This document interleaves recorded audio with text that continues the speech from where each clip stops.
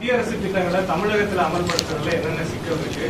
தொடர்ச்சியா இன்னொரு கேள்வி என்னன்னா, இப்ப NEP-ஆ இருக்கட்டும், விஸ்வகர்மா யோஜனா இருக்கட்டும், இதெல்லாம் அமல்படுத்தாதனால தமிழகம் இழந்திருக்கக்கூடிய விஷயங்கள் என்னன்னா நீங்க நினைக்கிறீங்க? அதேபோல் கொடுக்கப்பட்ட நிதிகளுக்கு பார்த்தீங்கன்னா, இன்னைக்கு விஸ்வகர்மா யோஜனா முதல் எடுத்துக்கலாங்கன்னா 13,000 கோடி ரூபாய் திட்டம். அது இந்தியாவில் எல்லா மாநிலத்திலும் அதை முதல்வர் விஸ்வகர்மா திட்டம் கொண்டு வந்தாங்க. நாம் சொல்லியிருக்கக்கூடிய திட்டத்திலிருந்து முழுமையாக மாறுபட்ட திட்டம்.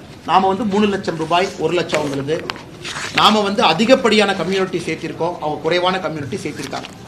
அதனால மாநில அரசுகிட்ட நான் கேட்க விரும்புறது, ஐயா நாங்க விஸ்வகர்மா திட்டத்தை கொண்டு வந்தோம், லட்சக்கணக்கான மனிதர்கள் ரெஜிஸ்டர் பண்ணாங்க. நீங்க கொண்டு வந்த விஸ்வகர்மா திட்டத்தில் ஆயிரக்கணக்கானவர்கள் கூட பதிவு செய்யல அப்படிங்கிறது என்னுடைய குற்றச்சாட்டு. அதுக்கு உங்க 1 ரூபாய் கூட நிதி அலோகேட் பண்ணணும்.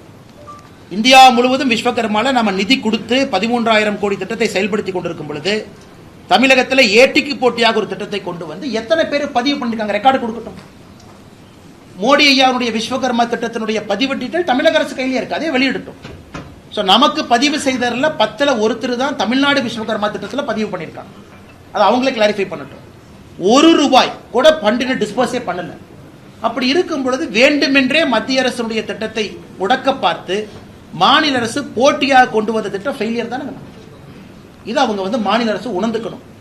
அதே போல முதலமைச்சருடைய மருந்து கடைகள் திட்டம் அதுவும் இன்னைக்கு ஃபெயிலியர் ஆக போகுது. காரணம், இந்தியா முழுவதுமே பிரதம மந்திரியினுடைய மலிவான மருந்து கடை இந்தியா முழுவதுமே இருக்கு. தமிழகத்தில் 900க்கும் மேற்பட்ட கடைகள் இருக்கு. அதற்கும் ஏட்டி போட்டியான கொண்டு வந்து இன்னைக்கு முதலமைச்சருடைய மருந்து கடை ப்ரொக்யூர் பண்ண முடியல. அவங்களால மருந்து வாங்க முடியாம தவிச்சிட்டு இருக்காங்க. அங்கேயும் பிரச்சனை. இன்னைக்கு நீங்க தேவையில்லாம முதலமைச்சருடைய மலிவு மருந்து கடை ஆரம்பிச்சு உங்களாலையும் ப்ரொக்யூர் பண்ண முடியல. மத்திய அரசுக்கு சப்ளை செயின்ல வரக்கூடியது நீங்க பிளாக் பண்ணி வச்சிருக்கீங்க. இதுவும் பிரச்சனை. ஆனா முதலமைச்சர் அவர்கள் உணர்ந்து கொள்ள வேண்டும். ஒரு திட்டத்தை நீங்க கொண்டு வந்தா முழுமையா நிறைவேற்றுங்க. மத்திய அரசு திட்டத்தையும் நிறைவேற்ற விடாம உங்க திட்டத்தை கொண்டு வந்து அதையும் பிளாக் பண்ணி 2 திட்டத்தை சொதப்பிட்டு இருக்காரு. ஒன்னு விஸ்வகர்மா திட்டத்தை முடிச்சு விட்டாரு, இந்தியா முழுவதும் பயன்பெற திட்டம்.